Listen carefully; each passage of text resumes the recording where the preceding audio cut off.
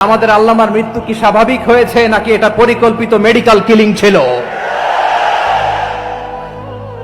এটা যে পরিকল্পিত মেডিকেল কিলিং ছিল এটা ধারণা করার পেছনে অনেক কারণ আছে।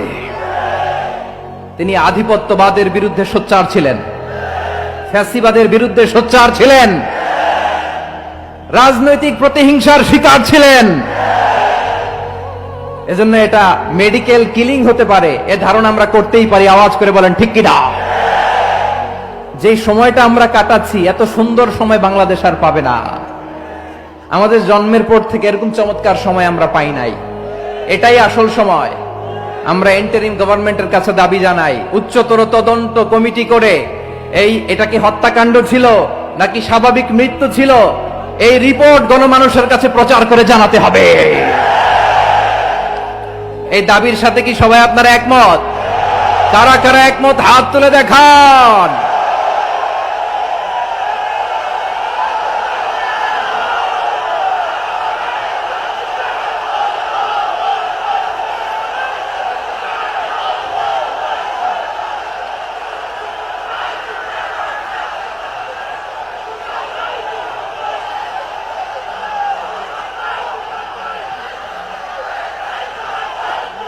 আমার প্রিয় ভাইয়েরা, প্রিয় চট্টলাবাসী, আল্লাহ তাআলা তার এই মুখলেস গোলামকে তার জান্নাতুল ফেরদাউসের মেহমান হিসেবে কবুল করুক।